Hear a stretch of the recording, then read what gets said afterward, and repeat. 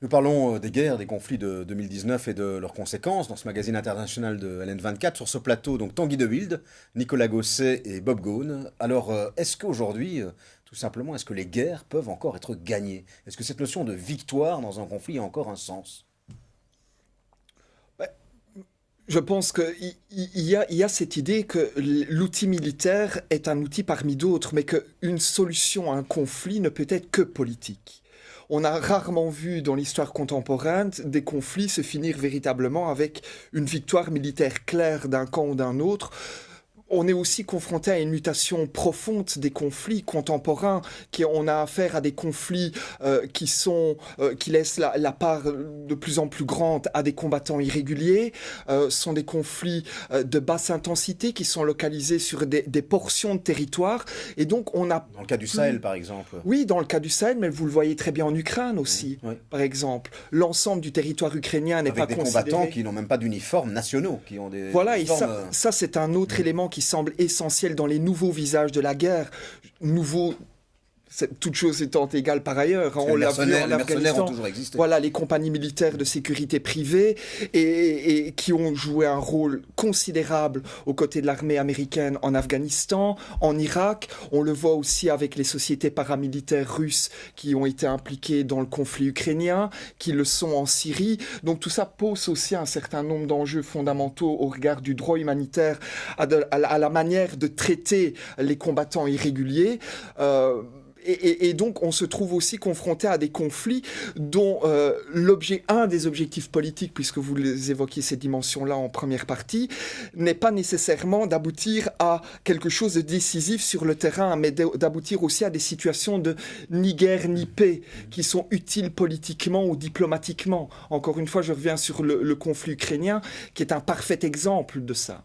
Mais quand on voit effectivement les hommages en France, par exemple, lorsqu'il y a des décès, comme ça a été le cas il y a quelques jours dans le Sahel, est-ce que aujourd'hui les opinions publiques, à nouveau, les populations, sont prêtes à accepter le prix des guerres menées par leurs forces loin de leur base, comme c'est dans le cas au Sahel, où on voit bien il n'y a pas d'acceptation en fait des sacrifices qui sont liés pourtant à la nature même de la guerre. C'est une question fondamentale quand on voit, c'est un peu l'illusion du zéro mort, hein, cette idée qu'on peut conduire des opérations militaires sans coût pour les intervenants extérieurs. Le cas de la France récemment l'a montré, effectivement, la stabilisation du Sahel est un combat difficile, de longue haleine, qui est coûteux en vie humaine, et que l'opinion publique soit prête à accepter ce coût, voilà, il y a une discordance entre l'idée de il faut éradiquer les racines du mal et ne pas nécessairement en payer le prix. Tanguy de Ville.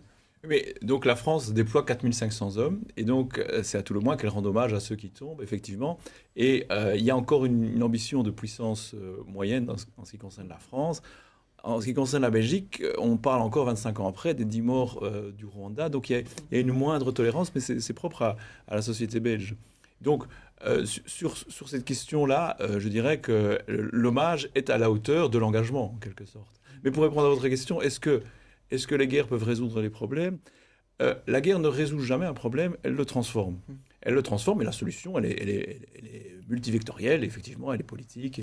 Mais on n'aura plus jamais de situation comme on a pu avoir en 1945, je dirais à Berlin, en Allemagne, ou à Tokyo, au Japon, où on arrive à une victoire nette, une capitulation sans condition. Avec un traité de paix, avec des conditions. Ouais. Il n'y a pas de traité de paix. En 1945, au départ, il n'y a pas de traité de paix. Mais on peut tout reconstruire. On le reconstruit bizarrement à cause du fait que le problème, la transformation de la Deuxième Guerre mondiale, c'est finalement la bipolarité. Mais on peut construire à partir je dirais, d'une année zéro, comme on dit, ou même d'une apocalypse en ce qui concerne le Japon. Ça n'existera plus. Aujourd'hui, il faut trouver la transformation politique, en quelque sorte, de l'affrontement. Oui, moi je vais revenir sur deux points. D'abord, l'illusion du zéro mort. Bon, voilà, les décisions politiques et militaires, c'est pas à moi d'en parler.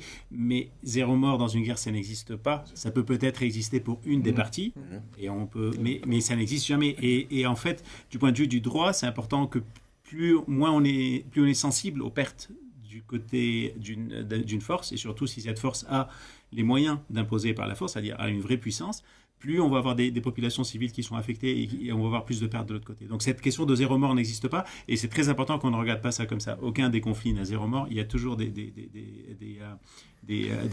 civils qui sont affectés et qui en meurent malheureusement.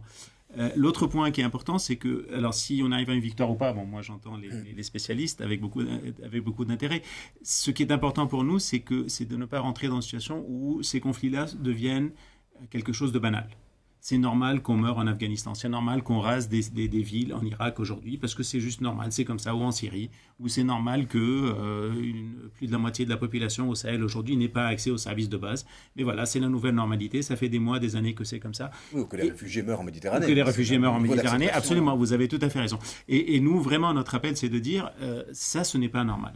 Ce n'est pas normal, ça fait appel à ce qu'il y a de plus profond en nous et de ce qu'on a tous en commun, aussi incompréhensible que certains conflits puissent paraître, on a tous en commun un sens de l'humanité, et il ne faut pas que le fait que ces conflits soient compliqués à comprendre, soient lointains d'une certaine manière, même si vous l'avez bien dit, ils ne sont pas si lointains que ça, parce que la Méditerranée, c'est vraiment pas très loin, et qui s'étendent dans la durée, il ne faut pas que tout ça fasse qu'on s'en accommode et que finalement, ce n'est pas si grave que ça. Si ce qui se passe est très grave, et on doit s'impliquer plus pour essayer de régler ça. Il n'y a pas un paradoxe, à nouveau, ou un paradoxe apparent entre d'un côté la position des grands pays, comme les États-Unis, on l'a vu dans le conflit syrien, où Obama avait fixé cette fameuse ligne rouge sur l'usage des armes chimiques par Bachar el-Assad, et puis la ligne rouge a été franchie, et les États-Unis ne sont pas intervenus avec toutes les conséquences que ça a eu sans doute sur le conflit qui suit derrière, et en même temps cette espèce de barbarie, de non-respect du droit par un ensemble de protagonistes de ces conflits, et en même temps des positions, comme les positions occidentales, où on sent bien effectivement la pression à nouveau et des opinions publiques, et la non-acceptation d'entrer en conflit. Donc il n'y a pas une espèce de double niveau, non-respect des lois internationales, grande barbarie des mouvements, on parlait des groupes terroristes ou des groupes paramilitaires sur le terrain, et des positions des États traditionnels qui évidemment, eux, sont encore enfreints par les règles, peut-être heureusement, les règles du droit international. Mais c'est l'honneur des démocraties de ne pas utiliser les armes qui sont de l'adversaire qu'on veut condamner. Et donc, on n'est plus dans la loi du talion, justement. Si un État sort de ses frontières pour intervenir au profit d'une population ou au profit d'un autre État, il doit le faire avec ses valeurs. Et d'une certaine manière, et non seulement il doit le faire parce que c'est rentable, mais parce qu'il doit respecter aussi le droit. Ce n'est pas parce que l'autre ne respecte pas le droit qu'on ne doit pas continuer à le respecter. Donc ça, c'est une première chose. L'autre élément peut-être qui peut jouer par rapport aux opinions publiques, c'est effectivement les victimes directes du terrorisme dont on pense quelles sont les conséquences de conflits lointains. Vous avez parlé des morts français tout à l'heure, mais si on fait le bilan sur 4-5 années, il y a eu à peu près 250 morts dus au terrorisme en France. Donc plus alors finalement que les militaires en opération. Ce qui peut montrer, je dirais aussi à l'opinion publique, la nécessité d'aller éradiquer loin les foyers de djihadisme. Mais l'autre paradoxe, c'est que le terrorisme qu'on connaît depuis le 11 septembre 2001 masque une réalité quantitative. Attention, quantitative, c'est qu'en fait, si vous prenez une période de 150 ans, les 10 dernières années, en fait, il y a moins de violence quantitativement dans les conflits qui impliquent le territoire des États, que ce soit des troupes officielles ou autres. C'était pire avant. Ça ne veut pas dire que c'est bien. Hein, un mort est un mort de trop. Mais en fait, on est tendanciellement, depuis 20 ans, dans une diminution du nombre de victimes des conflits. Mais c'est plus spectaculaire à cause du terrorisme. Bob Ghosn, vous faites cette analyse aussi oui, en fait, vous êtes trop pessimiste. En fait, il y a quand même une voie vers moins de morts. Je ne sais pas si on est trop optimiste ou trop pessimiste. Je crois qu'il y a vraiment des raisons d'être très inquiet. Et il y a aussi beaucoup de raisons de s'impliquer plus. Et on voit des choses aussi positives qui évoluent. Je pense que la question du droit est importante. Et ce que vous disiez est très vrai. Effectivement, les États, et pas seulement les États, les groupes armés aussi doivent respecter le droit. Et ça, c'est une question de valeur. Vous en avez parlé. Et il y a beaucoup d'États, notamment européens, qui respectent cela et qui doivent continuer à le respecter. Il y a encore du progrès à faire. Et ça, c'est tout à fait en leur honneur.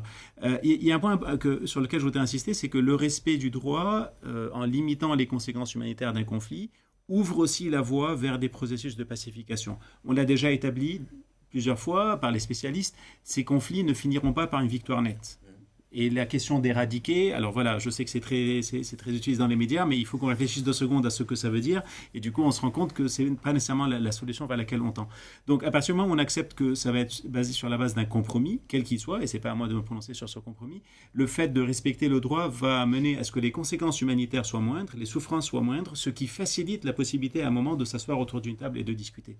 Donc, au-delà de la dimension légale et de la dimension morale, il y a aussi une dimension politique dans le respect du droit, parce que ça facilite en réduisant les conséquences humanitaires, ça facilite la possibilité d'avoir de nouveau une discussion ou d'arriver à un accord de paix. Et le dernier point sur lequel je voudrais insister, c'est que l'implication des États, puisqu'on parle que de ça aujourd'hui, ne peut pas être que militaire. Aujourd'hui, moi je suis très frappé, on est très frappé par l'investissement qui est fait au niveau militaire. Vous avez parlé des 2 000 milliards d'Afghanistan, mais on peut sortir des chiffres tout aussi astronomiques sur le Sahel ou sur la Syrie ou sur l'Irak. Et le peu de moyens investis dans la construction de la paix. Et ça, c'est un vrai débat et c'est une vraie discussion.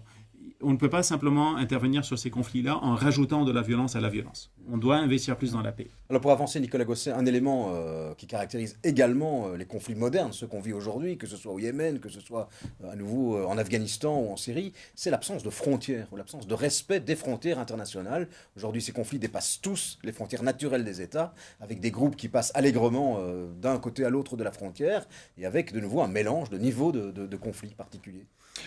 C'est effectivement l'une des caractéristiques des conflits contemporains, mais quand vous parlez on voit effectivement que par l'importance des acteurs non étatiques dans ces conflits, il y a une tendance, dans un certain nombre de cas, à considérer les frontières internationales caduques. C'était le cas de Daesh au Levant, on le voit également dans la zone sahélienne, mais ça n'est pas systématiquement le cas. L'Afghanistan est un conflit qui est très territorialisé dans ses frontières nationales, et on a un certain nombre de conflits, sans doute la majorité des conflits aujourd'hui qui, même s'ils ne sont plus interétatiques, parce qu'on voit depuis la fin de la guerre froide et même avant qu'il y a une diminution, voire une régression pratiquement complète des conflits interétatiques, les conflits sont de plus souvent intra-étatiques. Et je voulais revenir sur le point essentiel qu'a fait le professeur de Wild et qui me semble un élément de contextualisation fondamental dans l'idée de tout va mal et tout est toujours pire. C'est une réalité dans notre monde contemporain qu'effectivement la proportion de la population mondiale qui est affectée par les conflits et qui meurt de la guerre se réduit. Depuis la fin de la guerre froide, on a eu une diminution de la population mondiale, la proportion de la population mondiale concernée par les conflits. Alors, ce qui est évident, c'est du fait, et fort heureusement, peut-être d'une plus grande sensibilité des opinions publiques, d'une plus grande médiatisation, et par le caractère effectivement très spectaculaire d'un certain nombre de guerres. La guerre syrienne a fait 500 000 morts, plus ou moins, donc vraiment des événements exceptionnels. Mais on remarque qu'à l'échelle de la planète, des conflits d'une telle ampleur sont peu nombreux et moins nombreux que ce qu'ils étaient dans les années de la décolonisation, dans les années 70 et 80. Donc effectivement, les motifs d'inquiétude sont légion. La préoccupation par rapport aux droits humanitaires doit être centrale et effectivement, il y a des enjeux fondamentaux qui se posent. Mais ne perdons pas d'idée que nous ne vivons pas dans un monde qui, globalement, est plus meurtrier ou plus violent d'année en année. Hein ? Je propose de continuer à voir justement les conséquences de ces conflits modernes et les conséquences évidemment au niveau du droit humanitaire lors de la 3e partie de ce magazine international de l'M24. À tout de suite.